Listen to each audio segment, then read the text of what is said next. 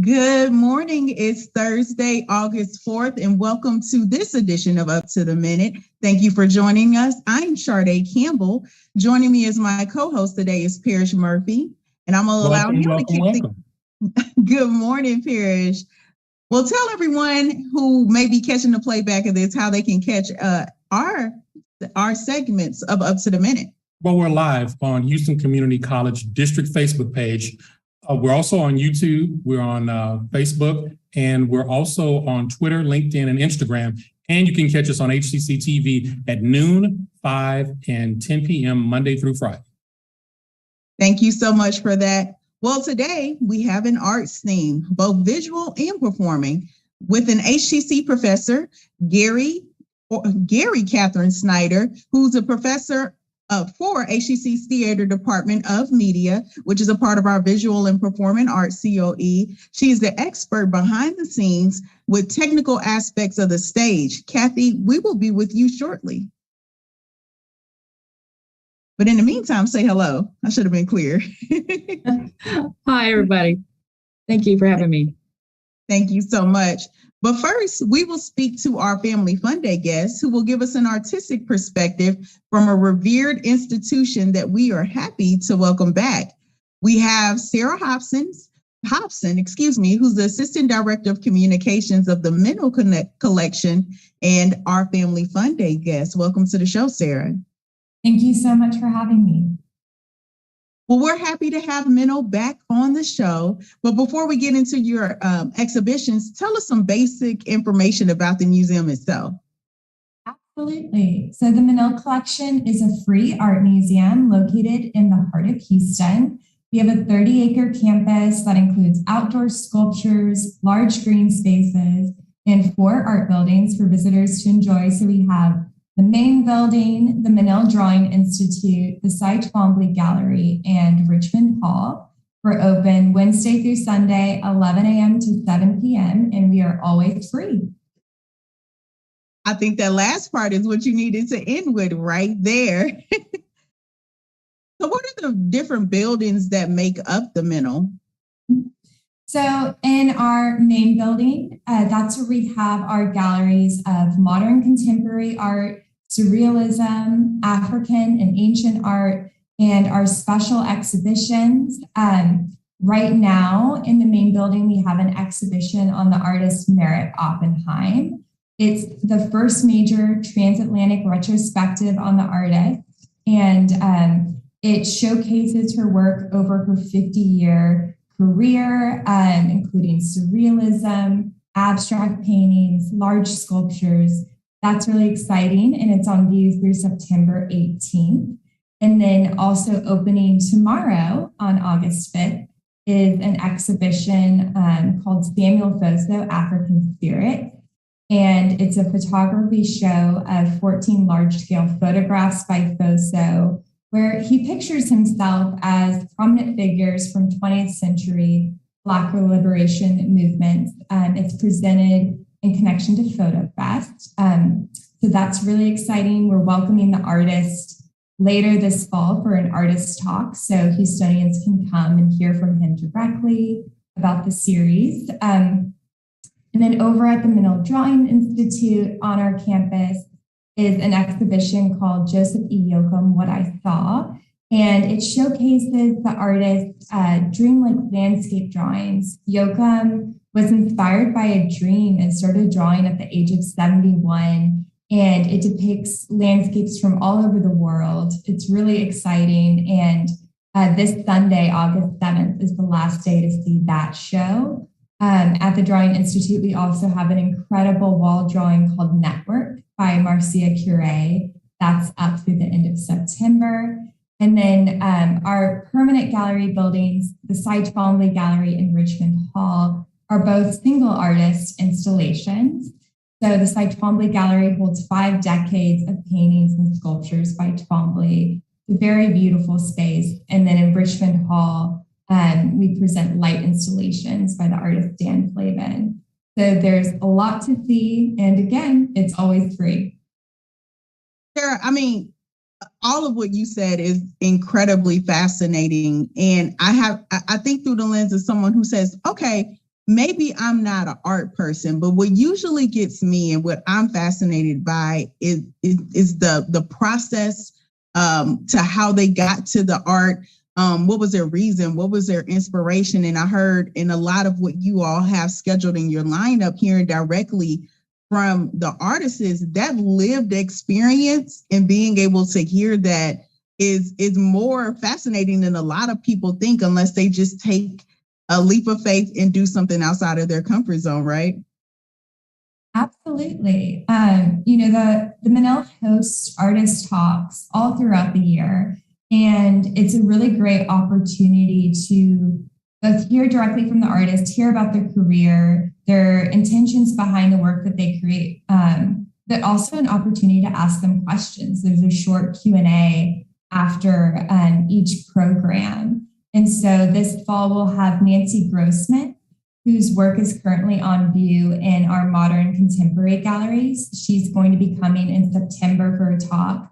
As I mentioned, Samuel Fosa is coming in October. And then we'll also have the artist Mel Bachner coming in October. He is going to be doing our next wall drawing after Marcia Curie and the Drawing Institute. So there's a lot of opportunity. We also do curator talks. So these are short 30-minute tours and talks in our galleries where visitors can come and hear from the curator about the show, also ask them questions. And we'll be doing a talk with our curator, Natalie Dupache, on September 11th on our Merritt Oppenheim show. So for visitors who have come and seen the exhibition and have some questions, I encourage them to come to that. That sounds incredible. Now, let me say what I have recently become very interested and exposed in the Menil is my favorite rapper, Toby Nwigwe, and him shooting his videos and the aesthetic that the Menil offer, the backdrop of having the Menil in that video creates like an incredible aesthetic for that artist. Yeah, the Purple Rain thing, I think is the video that you're talking about. That was filmed at the Menil Drawing Institute, which was designed by Johnston Markley. It opened in 2018 at the Menil Collection. And it's incredible. There's two beautiful courtyards that you can see in the video that have lovely trees. We also went over to Michael Heiser's land art sculptures that are directly next to the Drawing Institute. You can see those in the video. And then inside, there's a lot of artwork to see and be inspired by. So yes, if people have seen Toby's video and wants to visit, it's free. Come on by. Yes, indeed. And for those who want to find out more information about the performances and lectures and stay in the loop about what's happening at the Menil, where can they get more information? They can go to menil.org. So on menil.org, you can see all of our current exhibitions. You can explore our upcoming programs. And you can also sign up for our monthly newsletter to stay up to date on information. And for our students who have the gift, an artistic gift, and are wondering what pathways do I have? Do I have an opportunity here in Houston around being able to monetize my gifts and work in this field? What advice would you give to them? That's a really good question. I can't say I'm an expert on how to build an art career, but I would just encourage them to go to art events around town, meet curators that put together these incredible shows, and just get involved in Houston's art scene. Houston is such a vibrant art scene. There's so many wonderful museums here and a lot of opportunity. Well, thank you so much, Sarah. Sarah Hobson is the Assistant Director of Communications for the Menil Collection and our Family Fun Day guest. We'll have more information posted after the show. I'm going to kick it over to me. Yes, thank you, Sarah. I'm going to kick it over to my co-host, Parrish, with our next guest. Good. I stayed up last night and I was looking over quite a bit of stuff. So I'm excited to talk to her. Her name is Gary Katherine Snider. She is Professor of Acting, Design, and Makeup for HCC's Media, Visual, and Performing COE. Welcome to the big show, Kathy. Thank you. It's great to be here. Great to have you. Now, before we get into what HCC offers our students, I want to begin with some of your professional background. I understand that you've had experience in theaters at Stages and Alley and other major venues. Tell me about that. Yes. As a professional person in theater, I am a costume designer. I've also designed sets, and I'm also a craft master, which is the person in the costume props area that does all the weird stuff like giant masks, dyeing, painting. So it's very close to being an artist is what I do. So I worked as a designer a lot at Stages, Repertory Theater, Unity Theater. I've done sets and costumes for those. And then a craft master at the Houston Grand Opera, the Houston Ballet, the Alley Theater. I used to design for the Houston Children's Festival and the Houston Shakespeare Festival and Revels Houston. So those are all area theaters. And I've done other things, but those are the big ones. Well, basically, translation, you're the person that makes it happen. Some of that stuff, yeah. All right, not a problem. Now, what can you tell us about the 3 avenues that that a theater major at HCC can choose? Well, it used to be just one, but now we have 3. We have the performance avenue, which is for actors. And that's what most of our students go into, because when people see theater or movies or whatever, it's acting that attracts them to it in the first place.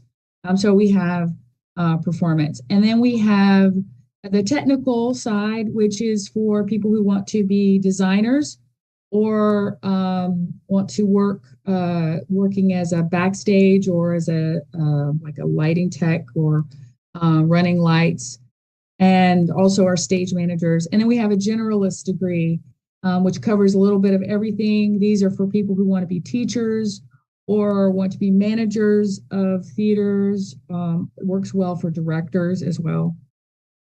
Okay. Now, how does research play a part in theater technical design? Sorry, say that again one more time. No, how does research play a part in technical design?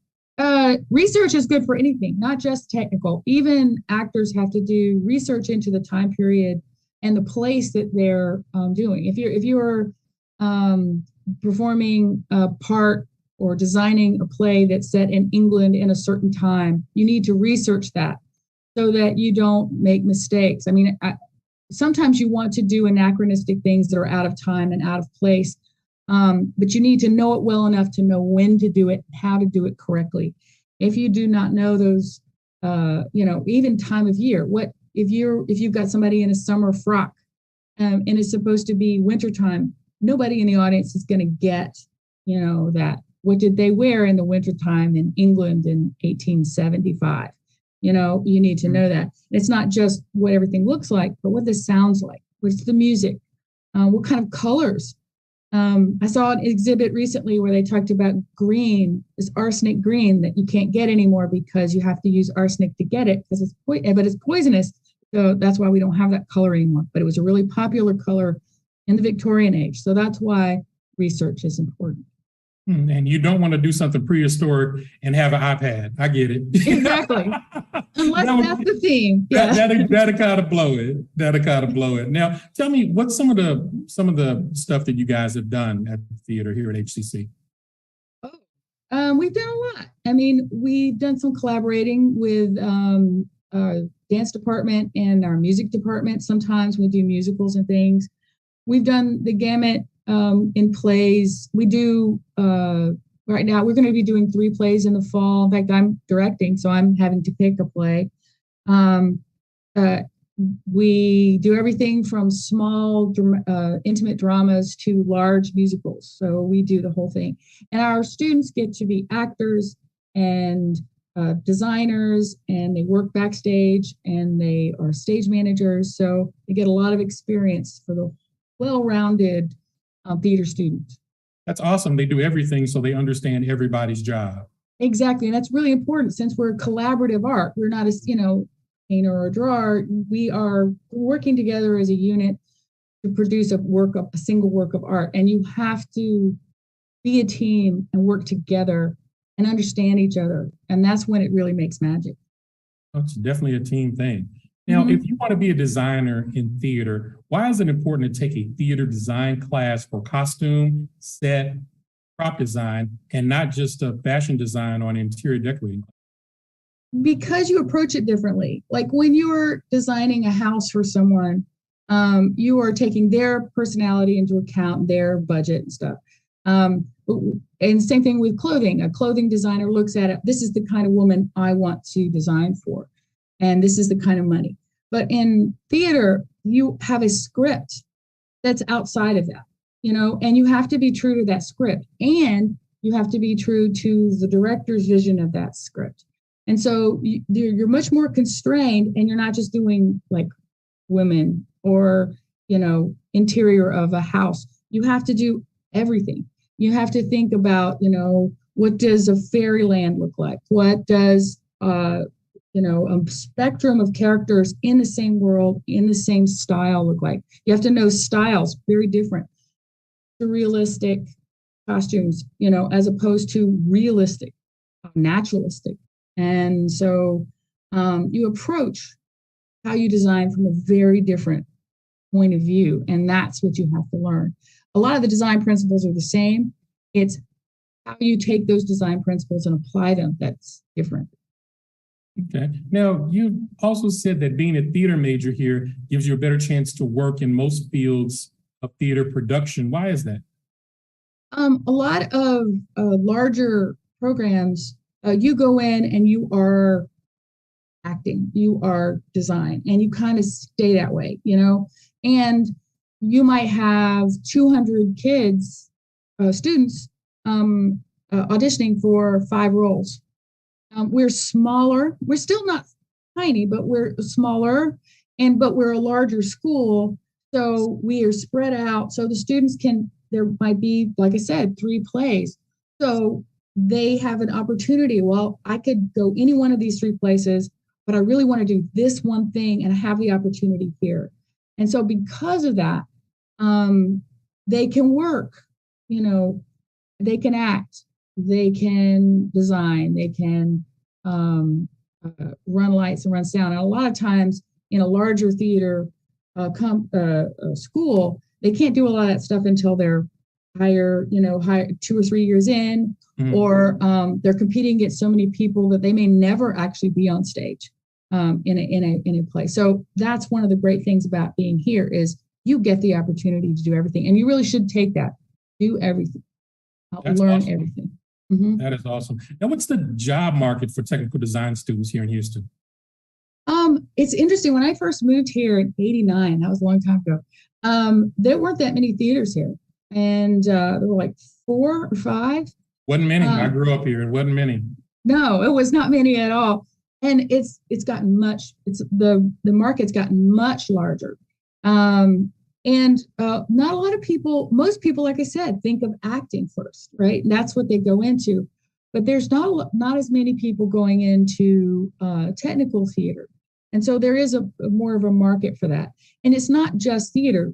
Learning theater, learning acting and designing and running stuff for theater gets you possibly into other things. You can then take other courses and other places to learn for film, for instance. So it's a jumping off place. Wigs. I mean, I know somebody who does wigs, and she does wigs for all kinds of theaters all over the place. She doesn't just work in one theater. She also works for movies. And I know people that do props for theater, but they also do props for movies. I've done a little bit of television, but not a lot. So it doesn't just keep you in theater. And if you're an actor and you know tech, you're more likely to stay constantly employed between jobs. Gives you another added level of support. Also good. That's great. Just, giving them that base of learning. And you know what? And I think it makes for better actors when people know what everyone's job is. I think they have a better understanding. And I think it works towards cohesiveness as far as keeping people together. Sounds great. How can students sign up for your class? Well, when they sign up for their classes in general, all of our classes are under the DRAM, drama, just leave the A off, the last A. We have, quite a bit of, we have more offerings now than we had also when I started working here, which is great. And I have a new class that I'm very excited about, which is design. And it's the first design class we're teaching here. And it's general design. So you learn the design principles and how to go about designing for the theater. And you do projects in each of costume set, props, light, sound. That is awesome. So a kid can actually stay in Houston and not have to go anywhere else and learn everything they need to know.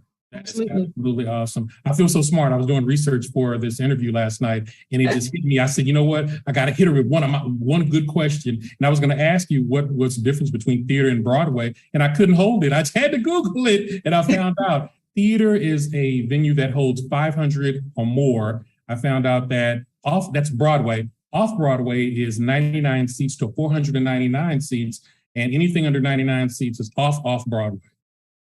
It also has to do with geographical location. I mean, Broadway is actually a very small area. It's only in Manhattan. Now they do have traveling shows, but it's a very small area, geographically speaking. Yeah, theaters everywhere. Great. Her name is Gary Katherine Snider, Professor of Acting, Design, and Makeup for HCC's Media, Visual, and Performing COE. We'll have her information on our post after the show. Katherine, the next time you guys do something, please give us a call and come on the show. Okay, I will. And I'm doing, like I said, doing one in the fall. Haven't picked it yet. Narrowed it down. When you do, please come by. We'd love to have you. Okay, good. All right. Thank you, Katherine. Hey, bye.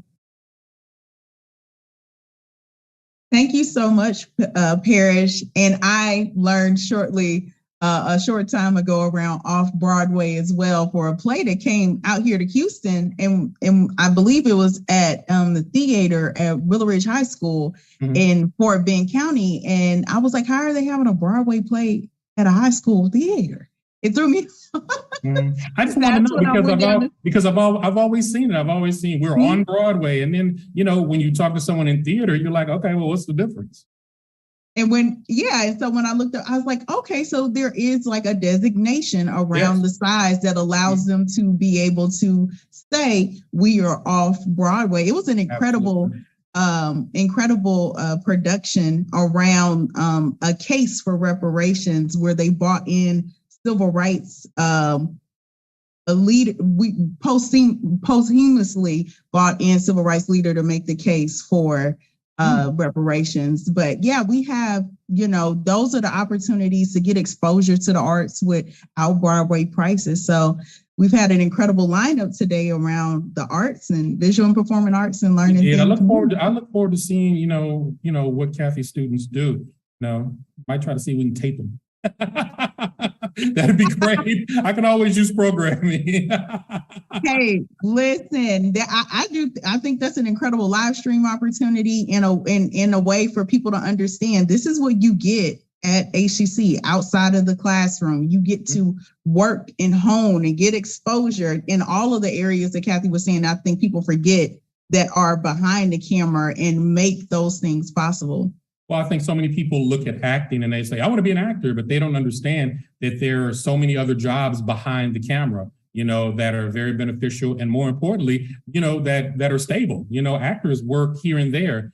Technical people, they tend to work more consistently, especially if you're good. And the more you do it, the better you get.